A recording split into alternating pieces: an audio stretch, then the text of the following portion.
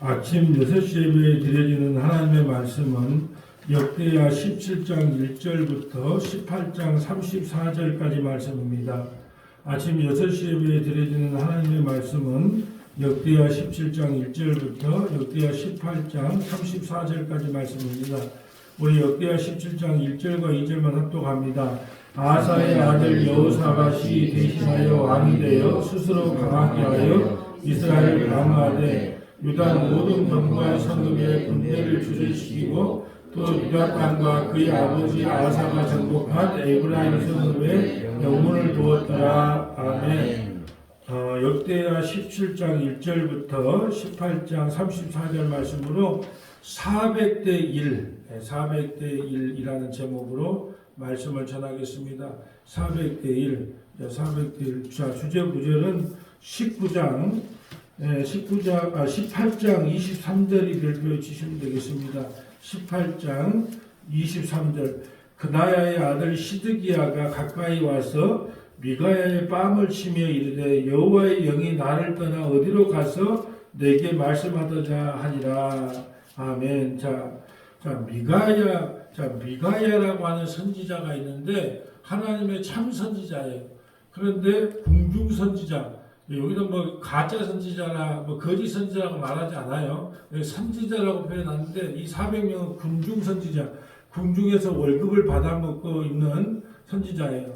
자, 이 배경이 뭐냐 하면, 자, 남유다의 4대 왕인 여호사밧이 있죠. 25년간 나라를 다스리는 게 참 선한 왕이에요.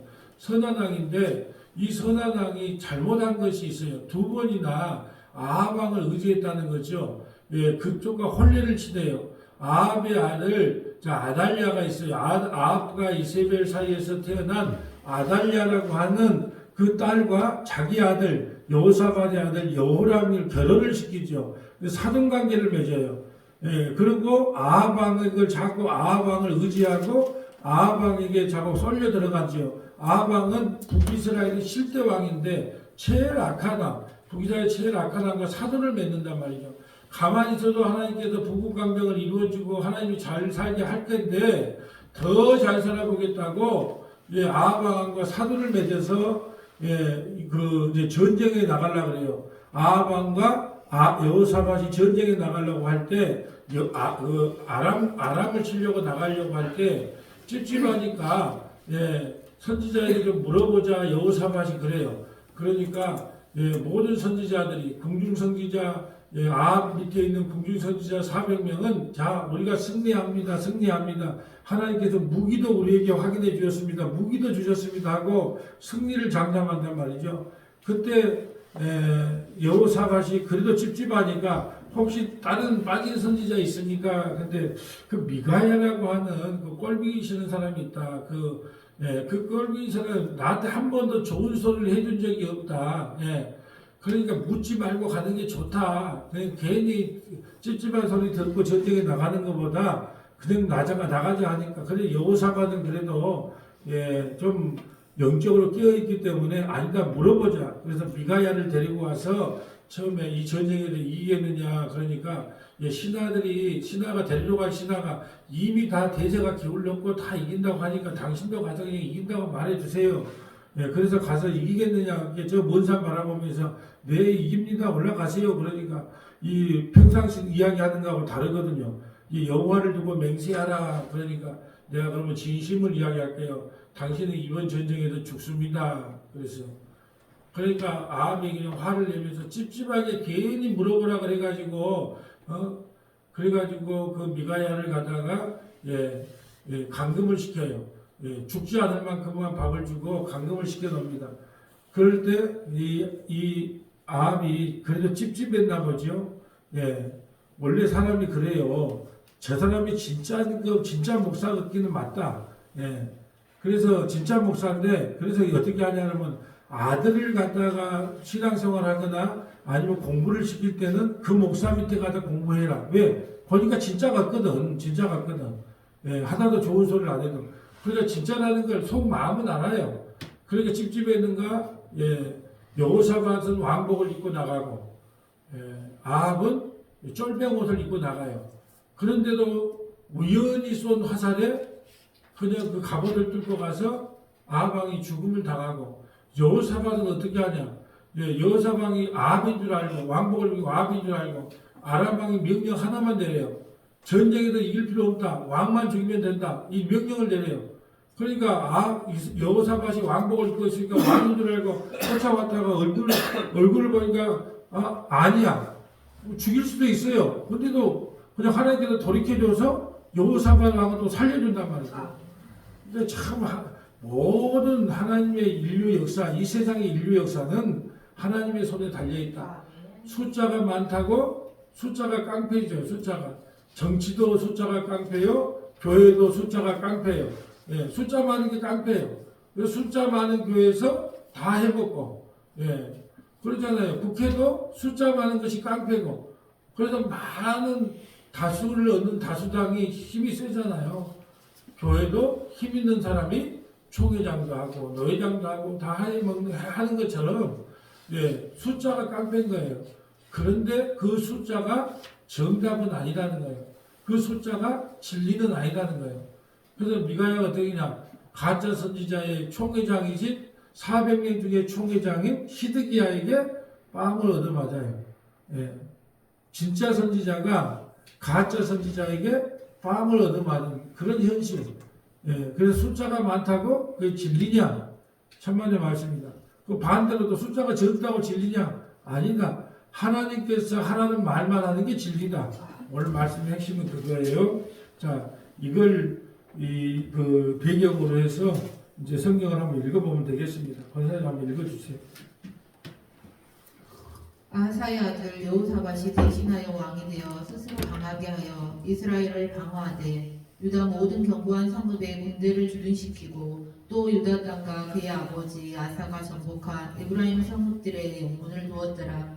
여호와께서 여호사밧과 함께 하셨으니 이는 그가 그의 조상 다윗의 처음 길로 행하여 바알들에게 구하지 아니하고 오직 그의 아버지 하나님께 구하며 그의 계명을 향하고 이스라엘의 행위를 따르지 아니하였음이라. 그러므로 여호와께서 나라를 그의 손에서 견고하게 하심에 유다 무리가 여호사밧에게 예물을 드렸으므로 그가 부귀와 영광을 크게 떨쳤더라. 자, 여기서 중요한 게, 자, 유다 여호사밧이 하나님만 의지했기 때문에 이런 부귀 영화를 누렸다라고 해석을 하면 될까요, 안 될까요? 우리가 마치 성경을 읽을 때는 이렇게 하였으므로, 인간일적으로 이렇게 하였으므로 복을 줬다라고 생각을 해요. 천만의 말씀이에요. 여호사밧처럼 바알을 섬기지 아니하고 우상을 버렸기 때문에 하나님께서부터 복을 받았습니다. 그러므로 우리가 우상을 깨고 바알 신상을 버림으로 하나님 앞에 복을 받은 성도가 됩시다 라고 말을 하면 그것이 바로 인간일적 설교가 된다라는 거예요. 원인이 있어야 결과가 있다. 천만의 말씀이에요. 그래서 3절에 여호와께서 여호사밧과 함께 하셨으니 이게 주체가 돼야 되는 거예요. 모든 성경 해석은 왜 그렇게 되냐? 여호사밧이 하나님 앞에 다윗처럼 행했지만 하나님의 온전하지가 못했단 말이죠. 잠깐 넘겨서 18장 1절 한번 읽어주세요. 여호사밧이 부귀와 영광을 크게 떨치고 아합 가문과 혼인함으로 인척 관계를 맺었더라. 아멘. 아니, 하나님께서 함께해서 부귀 영화를 누리게 해줬어. 그래서 쭉 하나님만 의지하고 살았더라 라고 성경이 끝나야지 여호사밧이 하나님만 섬겨서 복을 받았다는 말이 통하잖아요. 그런데 어떻게 해요? 부귀 영화를 누렸더라 해놓고 아합과 혼인을 맺어요. 그러니까 우리가 성경을 해석할 때 이렇게 했으니까 여호사밧이 부귀 영화를 누렸구나 라고 해석을 하면 안 되는 거예요. 하나님께서 함께 하심으로 말미암아 부귀 영화를 누리게 하셨구나 라고 하는 하나님이 하셨다는 것을 인정하는 것이 우리 신앙의 핵심이다 라는 거지요. 자, 5절 읽어주세요. 그러므로 여호와께서 나라를 그의 손에서 견고하게 하시매 유다 무리가 여호사밧에게 예물을 드렸으므로 그가 부귀와 영광을 크게 떨쳤더라. 그가 전심으로 여호와의 길을 걸어 산당들과 아세라 옥상들도 유다에서 제거하였더라. 그가 왕위에 있는지 3년에 그의 방백들 베나일과 오바다와 스가랴와 느다넬과 미바야를 보내어 유다 여러 성읍에 가서 가르치게 하고 또 그들과 함께 레위 사람 스바냐와 느다냐와 스바사와 아사엘과 스무리목과 여우나단과 아도니아와 도비아와 도바도냐예 등 레위 사람들을 보내고 또 저희와 함께 제사장 엘리사마와 여호람을 보내었더니 그들이 여호와의 율법책을 가지고 유다에서 가르치되 그 모든 유다 성읍들로 두루 다니며 백성들을 가르쳤더라. 자, 이게 아침에 이 성경을 8절을 읽는 게 쉬운 것이 아니에요. 그러니까 유튜브로 듣는 분, 어떤 분은 지사님은 왜 성경을 더듬더듬 읽냐고 하는데 이게 읽어보라 그래도 여기 계신 분들 중에서 돌아가면서 한 번씩 읽어보면 이 8절을 그 돌아가면서 한 10분만 빨리빨리 하면 방언 돼버릴 거예요. 이거 읽는 게 쉬운 거 아니에요. 자, 지금 여호사밧이 가장 잘한 일이 이 일이라고 봐요. 왜냐하면 레위 지파를 통하여 각 지파 48개 성에 흩어지게 해서 각 지파의 각 도시마다 흩어지게 해서 하나님의 율법에 하나님의 말씀을 가르친 거예요. 저는 이게 여호사밧이 하나님 앞에 귀하게 쓰임받은 왕으로서 가장 잘한 일이라고 생각을 해요. 오늘날에 한국 교회가 힘이 없어지는 것이 사실은 이 말씀의 사경애가 없어졌기 때문에 그래요. 그래서 제가 창세기 말씀 처방전이 나오면 해보고 싶은 일이 뭐냐? 시골 교회든 대형 교회든 큰 교회든 작은 교회든 말씀을 배우기 원하는 분들에게 이 말씀 사경애를 하고 싶은 거예요. 예, 말씀 사경애가 없어지니까 교회가 힘이 없어져요. 옛날에는 말씀 사경애라는 것이 있었거든요. 그래서 그 말씀 사경애 사람들이 많이 가서 은혜 받고 했는데 지금 말씀 사경애 자체가 없어졌어요. 그런데 지금 여호사밧이 어때요? 예, 레위 지파를 통하여 각 성이 흩어지게 해서 이 말씀을 율법적을 주구장창 가르치겠단 말이죠. 이것이 왕으로서 해야 될 마땅할 본분이란 말이죠. 근데 오늘날에도 설교가 좀 길면 길다 그러고, 예, 견디지를 못해. 옛날 사도 바울은 2박 3일 설교하는 게 기본이었어요. 그런데 요즘은 한 20분 사이 설교는 짧아야 은혜롭다. 예, 막 그러면서 20분이만 넘으면 안 된다. 40분 넘으면 막 꿈틀꿈틀 거리고 이제 1시간 넘으면 죽을라 그러고. 그래서 제가 나중에 진짜 해보고 싶은 일이 있다면 그거예요. 예, 은퇴를 하고 나서 자 우리가 그냥 소모임으로 혹시 예배를 드리면 예, 말씀만 한 2시간, 예, 찬양 한 30분, 예, 기도 한 30분 이렇게 해갖고 그냥 일주일에 한 번만 예배를 드려도 그런 예배 형태를 한번 만들어 보고 싶은 거예요. 아니 자주 드린다고 우리가 오후 예배 드리는데 밥 먹고 나서 바로 오후 예배를 드리면 차라리 오후 예배를 드리지 말고 저녁에 정식으로 흩어졌다가 예를 들어 예배 드린다면 이해를 해. 그게 좀 이상하지 않아요? 오전 예배 드린다고 바로 밥 먹고 나서 또 오후 예배를 드려. 그러면 설교하는 사람도 힘들어, 듣는 사람도 힘들어. 그렇게 차라리 그렇게 하려면 저녁 예배를 드리는 게 맞고, 그렇지 않으면 그냥 예배를 안 드려도 되고, 예, 그런다고 봐요. 근데 이 여호사밧의 왕이 진짜 잘한 이유는 저는 말씀을 보면서 참 여호사밧 왕이 참 훌륭한 일을 했구나. 칭찬받을 일을 했구나. 왜? 하나님의 말씀을 주구장창 가르치려고. 여러분 주의 종이라고 한다면 명색이 주의 종으로 부름받았다고 한다면 다른 데 관심이 있어서가 아니라 교회를 성장시키고 전도를 하고 선교를 하고 물론 그런 것도 중요합니다. 근데 제일 중요한 일은 뭐냐? 하나님의 백성들에게 하나님이 요구하는 말씀을 주구장창 가르치는 것. 그래서 깨우치게 하는 것. 이게 가장 중요한 핵심이라고 봐요. 그런데 여호사밧 왕이 이 일을 잘 감당함으로 말미암아 정말 유다 나라가 강력하게 부국강병을 누리고 살아갈 수 있지 않았는가 그렇게 바라봅니다. 이제 동그라미가 있는 걸 보니까 이제 어떤 문단이 구분되는 거예요. 성경을 항상 그렇게 생각하라고 제가 말씀을 드린 거예요. 이렇게 동그라미가 쳐지면 이제 문단이 다른 내용으로 바뀌는구나 이렇게 생각하시라는 거예요. 자 10절을 여호와께서 유다 사방의 모든 나라에 두려움을 주사 여호사밧과 싸우지 못하게 하시며. 자 누가 하셨다고요? 여호와께서. 이 핵심이 뭐냐? 우리 신앙의 핵심이 여호와께서 이방의 나라에게 두려움을 줘서. 예, 그래서 그게 진짜 영권은 뭐냐면 하나님께서 그 사람에게 하나님께서 영권을 부어주는 거예요. 내가 막 해가지고 뭘 했느냐? 오늘 성경 몇 장 읽었습니까? 예, 어떤 교회는 그런데요. 자, 일주일마다 상담을 한대. 목양실로 들어가 상담을 한대.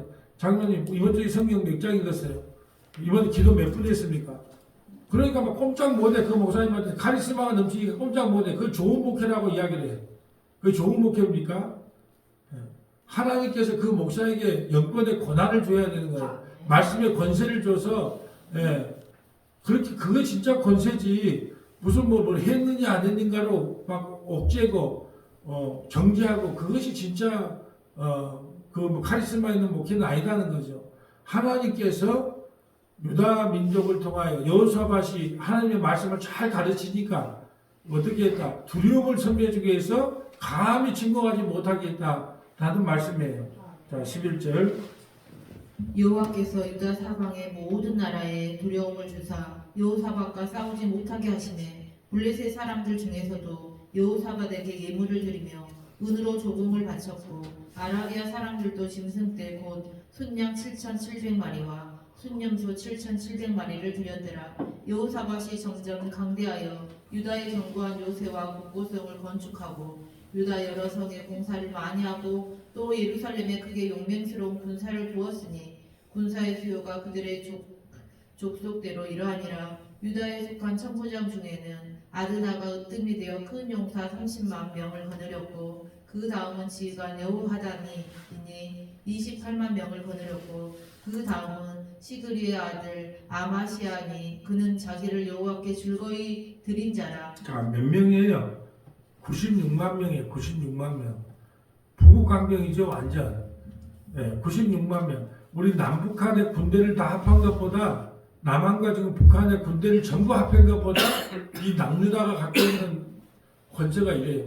물론 저는 예비군까지 다 포함했다고 봅니다. 정기군이 아니고 예비군까지 모두 포함해서 96만이라는 대군 이렇게 부국 강병을 누리고 살았다는 것을 지금 군사소를 통하여 지금 우리에게 보여주고 있는 것입니다. 자, 계속 읽어주세요. 베냐민의 속한 자 중에 큰 용사 엘리야다는 활과 방패를 잡은 자 20만 명을 거느렸고 그 다음은 여호사밧이라 싸움을 준비한 자 18만 명을 거느렸으니 이는 다 왕을 모시는 자요 그 외에 또 온 유다 견고한 성읍들의 왕이 군사를 두었더라. 여호사밧이 부귀와 영광을 크게 떨쳤고 아합 가문과 혼인함으로 인척 관계를 맺었더라. 자, 참 이상하잖아요. 아니, 이렇게 하나님께 부귀영화를 줬으면 어떻게 해야 돼요? 그 쭉 가면 얼마나 좋아요. 근데 인간은 안 돼. 더 많은 부국강병을 누리려고. 아니, 그렇게 어떤 요리사가 있었대요. 예, 월세 파는 요리사, 그냥 월세를 살아도 그냥 가족이 그리 행복했대요. 근데 로또가 하나 당첨됐대요. 근데 얼마가 당첨됐냐? 예, 98억이 당첨됐대. 98억이 당첨돼서 자, 참 행복하게 살겠다. 이제 부유하게 살겠다. 근데 완전히 요리사를 그만두고 비폐한 인생을 살더래. 왜 그러냐면 그 2억을 더 채워가지고 100억을 만들어 보겠다고 예, 이 식당 저 식당 다니면서 이제 완전히 자기 그 일의 노예가 돼가지고 100억을 채우겠다고 그렇게 난리하고 다녔다는 거예요. 이상하잖아요? 난 여호사밧을 보면서 그래요. 아니 96만 명인가 98만 명이 군세를 거드리고 이게 부귀영화를 주면 아니 감사합니다 할렐루야 아멘 하고 가면 될 건데 아니 못났다고 아합하고 또 혼인관계를 맺냐는 거. 이게 인간은 안 돼. 더더더더 때문에 망해요. 자, 옆에다가 왕하 8장 16절부터 19절. 왕하 8장 16절부터 19절. 열왕기하 8장. 이 내용을 어떻게 8장 16절부터 19절. 이스라엘 왕 아합의 아들 요람 제5년에 여호사밧이 유다의 왕이었을 때 유다의 왕 여호사밧의 아들 여호람이 왕이 되니라. 자, 이스라엘의 아들도 요람이고요. 유다의 왕 아들의 여호사밧의 아들도 여호람이에요. 자, 17절.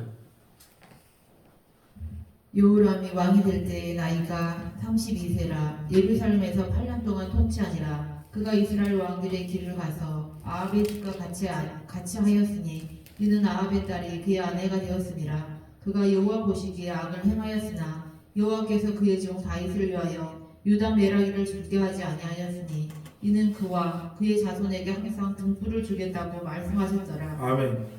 남유다 5대 왕인 여호람이 왜 악한 길로 갔다고 이야기하죠? 아합의 딸 아내 아달랴가 아달랴달랴하면서 볶았단 말이죠. 아달랴달랴하면서 볶아요. 어떻게 볶으냐? 어떻게 볶았을까요? 이스라엘에 있는 우상을 숨기라고 왜 우상을 안 숨겨하느냐고 아달랴달랴하게 볶았단 말이에요. 볶으니까 여호람이 어떻게 해요? 하나님이 행한 길과 악한 길로 갈 수밖에 없단 말이죠.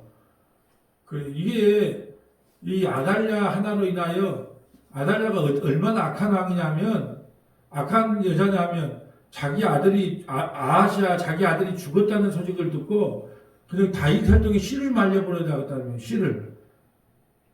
그때 요아스 하나를 숨겨놓잖아요. 만약 요아스가 숨겨놓지 않았다면 씨를 말려버렸을 거예요. 그 정도로 악한 여자예요. 예. 그런데 이런 악한 며느리를 누가 맞이했다? 여호사밧이 맞이했다. 여호사밧이 맞이. 그래서 하나님께서라는 말을 하지 않으면 인간은 안 되는 거야. 인간은 안 돼. 그래서 성경에 본받을 만한 인간이 아무도 없어. 내가 성경을 뒤지고 다 찾아봤어. 본받을 만한 인간이 아무도 없어. 그런데 이상하게 한 명을 찾긴 찾았는데 누구냐 하면 다니엘이에요. 다니엘. 참 이상하게 다니엘은 그걸 못 찾겠단 말이죠. 난 바울도 흠이 많은 사람이에요.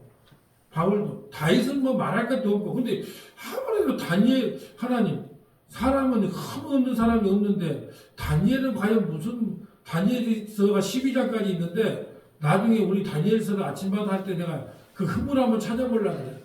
그 흠이 뭔가. 근데 아무리 지금까지 내가 볼 때는 흠이 없는 인간이야. 이 다니엘은. 왜요? 자기가 죽을 줄 알면서도 창문을 열고 예루살렘 성을 향해서 3번씩 기도했다.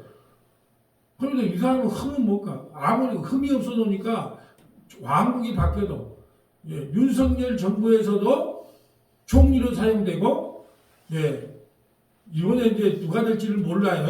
이번 대통령 때도 총리로 사용되고 그 차기 대통령 때도 총리로 사용되고 그런 사람이 어디가 있어요.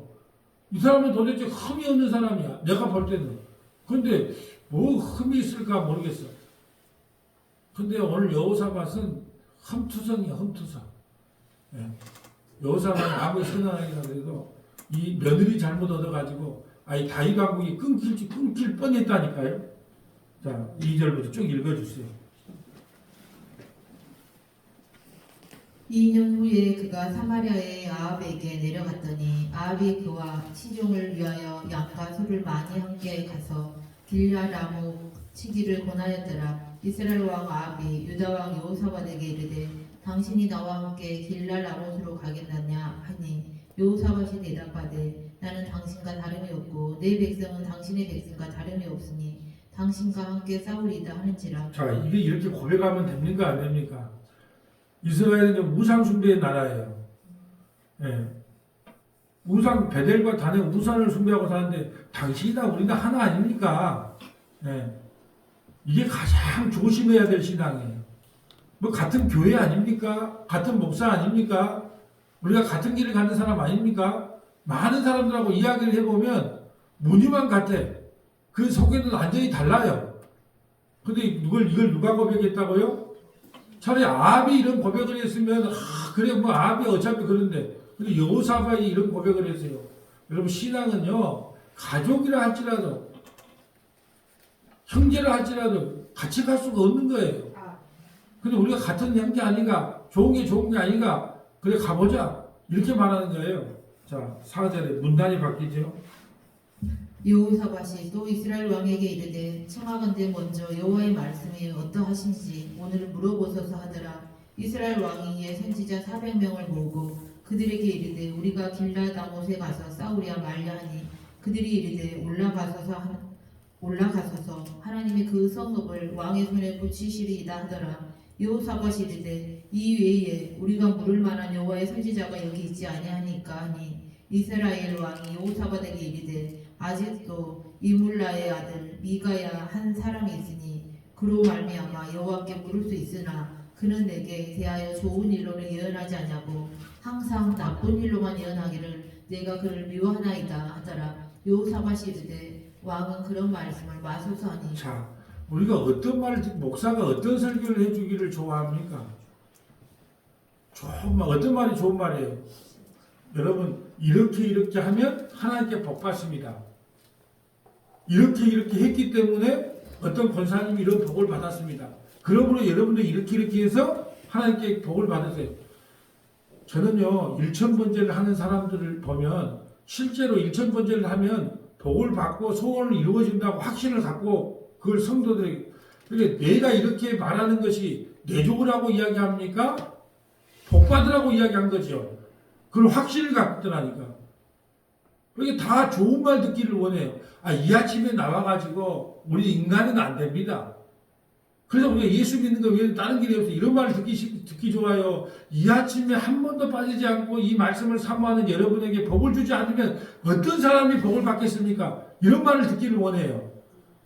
사람은요, 듣기 좋은 말을 그건 누구나 마찬가지예요. 좋은 말 해주는 걸 좋아해요. 근데 설교는 내가 이 강대상에서 내려가서 언제든지 립서비스를 해줄 수 있어요.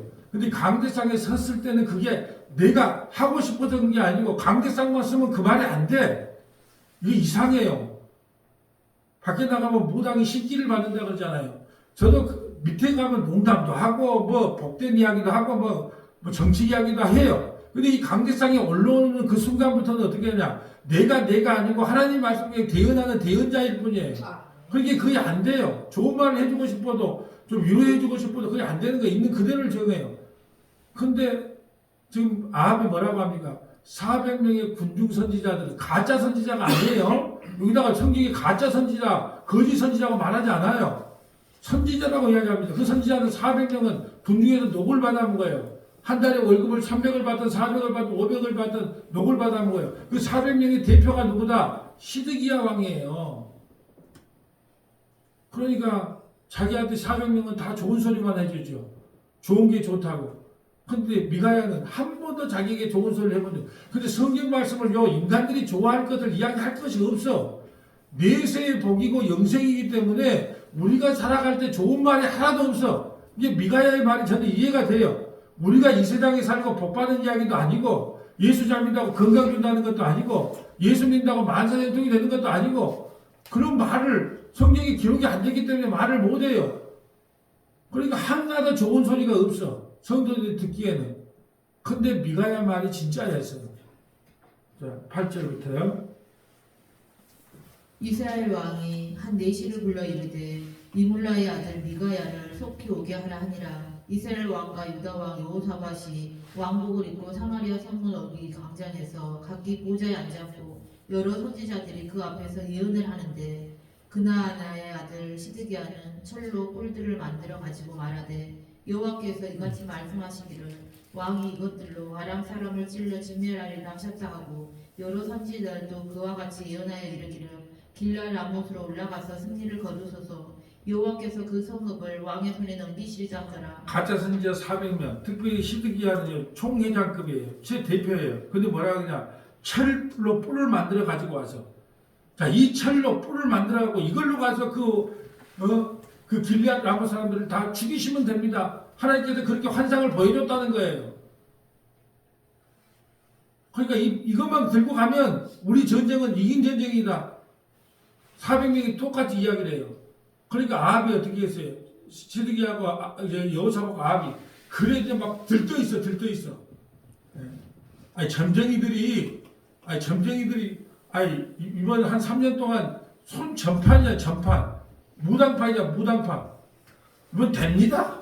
이렇게 하시면 됩니다. 그러면 장기 집권 할 수 있고 뭐 할 수 있고 뭐든지 무당에게 물어봐. 막 의기가 충천했겠죠. 할 수 있겠다.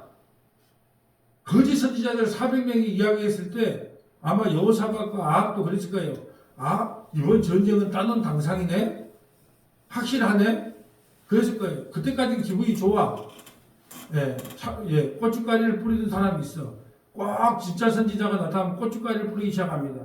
자, 어떻게 고춧가루를 뿌리는가 한번 봐봅시다. 자. 미가야를 부르러 간 사자가 그에게 말하여 이르되 선지자들의 말이 하나같이 왕에게 좋게 말하니 청하건대 당신의 말도 그들 중 한 사람처럼 좋게 말하소서 하니 미가야가 이르되 여호와께서 살아계심을 두고 맹세하노니 내 하나님께서 말씀하신 것 곧 그것을 내가 말하리라 하고 이에 왕에게 이르되 왕이 그에게 이르되 미가야야 우리가 길랄 라못으로 서우러 가랴 말랴 하는지라 이르되 올라가서 승리를 거두소서 그들의 왕의 손에 넘긴 바 되리이다 하니 왕이 그에게 이르되 여호와의 이름으로 진실한 것 외에는 아무것도 말하지 말라고 내가 몇 번이나 내게 맹세하게 하여야 하겠느냐 하니 자, 아합도 눈치가 있는 거예요. 승리하소서, 승리할 겁니다. 근데 예전에 말하고 좀 달라. 눈빛이 달라. 우리가 하나님 보면 그 진심인지 아닌지를 알잖아요. 그러니까 100번을 여호와 이름으로 100번을 맹세해야지 네가 진실을 말하겠느냐 이렇게 말하는 거예요. 그러니까 이제 진실을 말합니다. 진실을 한번 들어보게요. 그가 이르되 내가 보니 온 이스라엘 목자 없는 양같이 산에 흩어졌는데 여호와의 말씀이 이 무리가 주인이 없으니 각각 평안히 자기들의 집으로 돌아갈 것이니라 하셨나이다 그 말은 하는지라. 뭘까요? 왕이 죽어서 이제 평안히 돌아간다는 거예요. 왕은 죽고 평안히 돌아간다. 여호사밧은요 평안히 돌아갑니다. 그렇게 예언을 합니다. 자 17절부터 쭉 읽어주세요. 이스라엘 왕이 여호사밧에게 이르되 저 사람이 내게 대하여 좋은 일로 예언하지 아니하고 나쁜 일로만 예언할 것이라고 당신에게 말씀하지 아니하셨나이까 하더라. 미가야가 이르되 그런즉 왕은 여호와의 말씀을 들으소서. 내가 보니 여호와께서 그의 보좌에 앉으셨고 하늘의 만군이 그의 좌우편에 모시고 섰는데 여호와께서 말씀하시기를 누가 이스라엘 왕 아합을 깨어 그에게 길랄 라못에 올라가서 죽게 할까 하시니 하나는 이렇게 하겠다 하고 하나는 저렇게 하겠다 하였는데 한 명이 나와서 여호와 앞에 서서 말하되 내가 그를 깨었나이다 하니 여호와께서 그에게 이르시되 어떻게 하겠느냐 하시니 그가 이르되 내가 나가서 거짓말하는 영이 되어 그의 모든 선지자들의 입에 있겠나이다 하니 여호와께서 이르시되 너는 깨었고 또 이르리라 나가서 그리하라 하셨은즉 이제 보소서 여호와께서 거짓말하는 영을 왕의 모든 선지자들의 입에 넣으셨고 또 여호와께서 왕에게 대하여 재앙을 말씀하셨나이다 하니 저는 이 말씀을 듣고 섬뜩한 느낌이 들었어요. 어떤 섬뜩한 느끼냐 하냐 그러면 그 거짓말한 영이 그 속에 들어가서 거짓 복음을 전하게 하는 거예요. 그러면 듣는 사람들은요 그 거짓 선지자의 말을 듣고 다 아멘하는 거예요. 우리가 사실 지금 한국교회 형태가 그거잖아요. 뭐 간증을 할 때도 뭐예요? 뭐 다 물질에 복 받은 거, 뭐 건강 나은 거, 뭐 이런 거 간증하잖아요. 저는 이 말씀을 설교를 듣는데 거짓말한 영이 그 속에 들어가서 이 성경에 기록된 예수 그리스도의 십자가의 죽으심을 선명하게 선포하는 것이 아니라 예수님을 따라가면 반드시 고난과 환난이 우리에게 와서 우리를 돌이키게 하고 그 십자가를 지키는 삶을 살게 하십니다. 예수 믿는 것이 그리 쉬운 일이 아닙니다. 어제 말씀대로 그 죄와 싸우되 피 흘리기까지 싸우면서 우리는 나가야 되는 영적 전쟁 속에 늘 있습니다. 그래서 우리 마음이 편치가 않습니다. 이렇게 전하는 것이 아니라 기도 많이 하면 소원이 이루어지고 헌신 충성 봉사하면 하나님이 여러분의 소원을 다 들어주고 일천번제하면 그 천일이 끝나는 날 여러분이 바라고 소원한 거 무엇을 들어줄고 하면 그 소원을 다 들어준다는 그런 말을 전하게 하는 것이 그 사람의 생각이 아니라 거짓 영이 그 속에 들어와서 그런 메시지를 전하고 있는 것이 아닌가. 근데 거짓 메시지를 전한 사람 몇 명이에요? 400명이에요. 미가야 하나만 하나님의 말씀을 전하는 거예요. 그러니까 진짜 하나님의 말씀을 전하면 그 길이 외로운 길이에요. 여러분이 에레미야 선지자를 한번 봐보세요. 에레미야 선지자가 바벨론에 항복하라 그러니까 이 매국노에 하면서 뺨을 치고 침을 뱉고 그 침 뱉으면 하나님 말씀을 그렇게 전하면 건다니까요. 저도 그렇더라고요. 저도.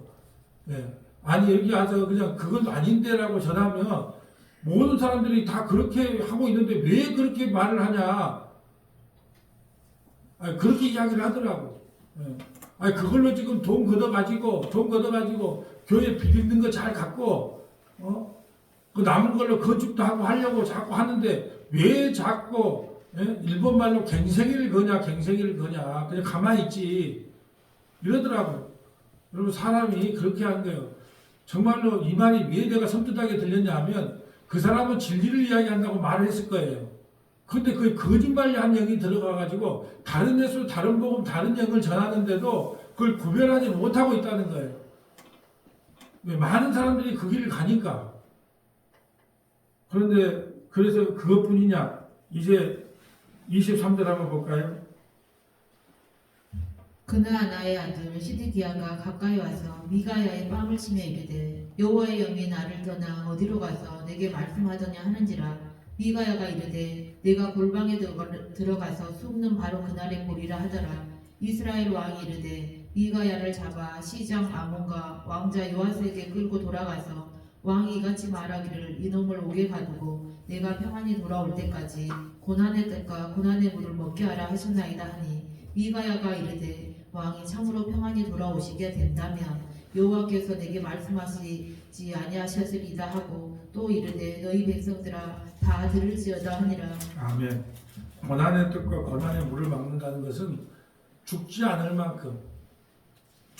만큼만 주고 내가 돌아오면 이놈을 죽이겠다는 뜻이에요. 근데 그러면 돌아와 보세요. 당신이 돌아오면 내 말이 틀렸다는 걸 알기 때문에 내가 거짓 선지자로서 죽임을 당하겠습니다 라는 내용이에요. 자, 이 마지막 때에 이 거짓 선지자들이 얼마나 많이 나타나서 우리를 미혹하는가, 이 두 군데만 찾아보겠습니다. 데살로니가 후서 2장 9절부터 12절. 데살로니가 후서 2장 9절부터 12절. 디모데후서 4장 1절부터 5절. 디모데후서 4장 1절부터 5절. 데살로니가 후서 2장 9절부터 12절. 먼저 데살로니가 후서 2장 9절. 여러분이 이것은 좀 기억해 놓으면 좋겠어요. 왜냐하면 자꾸 기적과 이적을 쫓아가면 그것이 하나님의 역사라고 말을 하니까 여러분이 최소한 데살로니가 후서 2장 9절 정도는 좀 알아놓으시면 나중에 그걸 좀 반응하기가 좋지 않을까 생각해 봅니다. 자, 좀 읽어주세요. 악한 자의 나타남은 사탄의 활동을 따라 모든 능력과 표적과 거짓 기적과 불의의 모든 속임으로 멸망하는 자들에게 있으리니 이는 그들이 진리의 사랑을 받지 아니하여 구원함을 받지 못함이라. 이러므로 하나님이 유혹의 역사를 그들에게 보내사 거짓 것을 믿게 하시면 진리를 믿지 않고 불의를 좋아하는 모든 자들로 하여금 심판을 받게 하려 하심이라. 아멘. 여러분이 혹시 죽은 자를 살려내고 안진병이를 일으키고 그런 기적과 표적을 본다 할지라도 그걸 통하여 예수 그리스도를 증거하지 않으면 거짓 선지자예요. 하나님이 그것 따라가다가 죽게 만들려고 기적과 이적과 표적을 일으킨다니까요. 여러분, 오히려 하나님 말고 타 종교가 더 기적과 이적과 표적을 많이 일으켜요. 힌두교 같은 거 보세요. 앉아서 그냥 일어서는 기적도 일으킵니다. 얼마나 돌을 많이 닦았는가, 그냥 앉은 자리에서 일어난다니까요. 그냥 붕 떠요. 그러게 사람들이 그 기적, 이적, 표적에 약해. 근데 하나님께서 일부러 그걸 미혹의 역사를 보냈대. 사람들이 진리를 안 따르고 그걸 따르는가, 진리의 말씀을 따르는가 보려고. 이제 말씀을 따라갈 것이냐, 그 표적과 기적과 이적을 따라갈 것인가 보세요. 이제 어떤 기적을 일으킨다, 뭘 한다 그러면 사람들이 막 몰려들어. 근데 말씀 사경을 해서 복음을 가르치자, 진리의 말씀을 배워봅시다 하면 사람이 안 와. 근데 어디 따라갈 것이냐. 근데 하나님께서 미혹의 역사를 보낸다는 거예요. 그래서 그것 따라가게 만든다는 겁니다. 그래서 우리가 말씀 따라가야지 표적을 따라가면 안 돼요. 기적, 이적을 따라가면 안 된다는 말씀이에요. 자, 디모데후서 4장 1절. 마지막 때가 되면 얼마나 큰 미혹이 우리에게 따라오는가.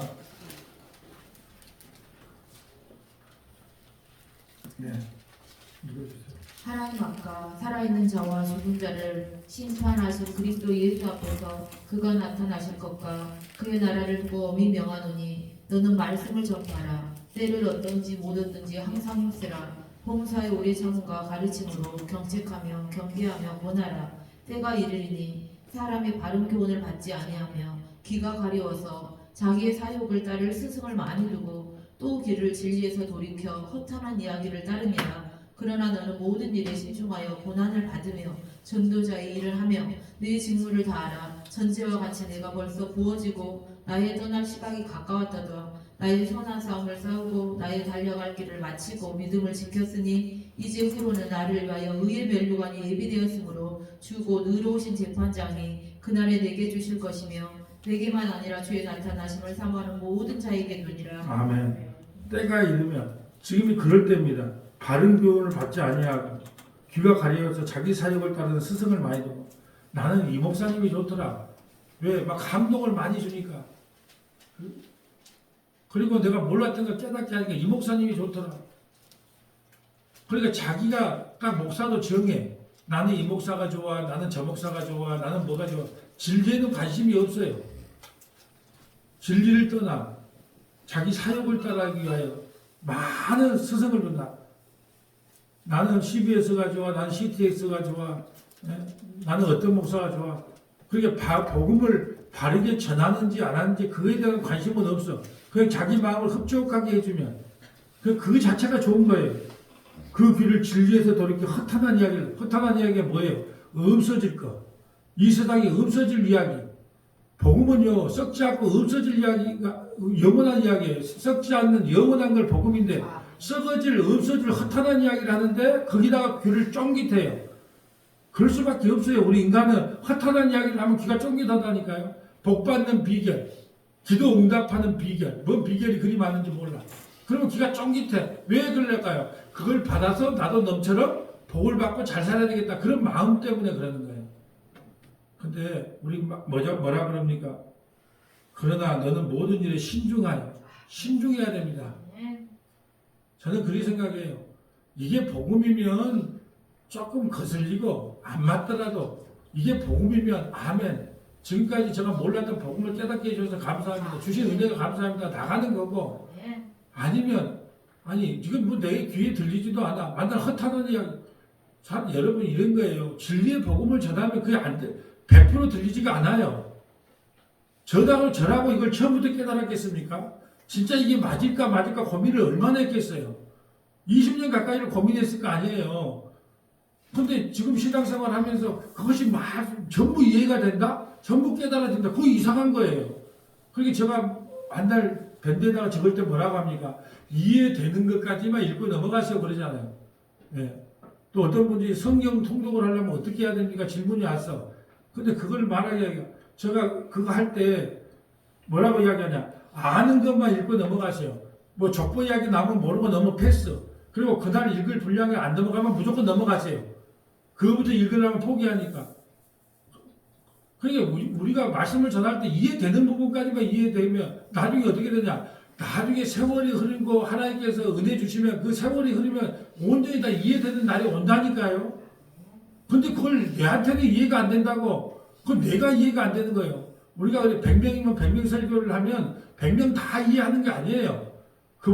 어떤 분은 바르게 이해를 하는가 하면 어떤 분은 또 다르게 이해하는가 하면 근데 그냥 참고 인내하는 거예요. 인내하다 보면 어떻게 되냐? 나중에 시간이 지나면 어떻게 되냐? 하나님께서 귀를 열어줘요. 눈을 열어줘요. 그래서 그때 그 말씀이 이런 말씀이었구나라는 걸 알아요. 그 힘들지요. 그래서 신앙생활은 믿음은 기다림이에요. 다른 것보다 그 기다려주는 거예요. 말씀을 계속 듣는 자를 기다려주면 언젠가 때가 되면 하나님이 알게 한다니까요. 모르는 것은 모르는 대로 답답하면 답답한 대로 참고 넘어가 주는 게 신앙이에요. 그냥 다 하려고 하지 말라는 거예요. 예, 그러나 너는 모든 일에 신중하여 고난을 받으며 전도자의 일을 하면 내 증거를 고난을 받으며 그러면 허탄한 이야기를 하지 않고 진리를 전하면 뭘 받는다는 뜻이에요? 고난을 받아요. 고난을 받아요. 예, 여러분 율법을 전하는 목사하고 은혜를 전하는 목사하고 어떤 목사를 어려워하고 힘들어할까요? 사람들은 율법을 전하는 목사를 힘들어합니다. 왜? 항상 율법은 빚진 자의 마음이 생기게 하거든요. 이 성경에다가 오늘 주보에다가 자 이번에 기도 몇 장 하고 성경 어디부터 어디까지 읽고 막 다 적어놔요. 그럼 그걸 못 읽으면 어떻게 할까요? 늘 빚진 마음을 지잖아요. 그러니까 목사께 늘 미안한 거예요. 그래서 말을 잘 들어요. 근데 은혜를 전하면 모든 게 은혜이기 때문에 그렇게 뭐 두렵지도 않아. 뭐 아무렇지도 않아. 그래서 대부분이 율법을 가지고 성도들을 정죄하고 비판하는 거예요. 그걸 통치행위라고 해요. 통치행위. 율법으로 통치행위. 그러니까 그건 잘못된 거죠. 100% 은혜만 전해야 됩니다.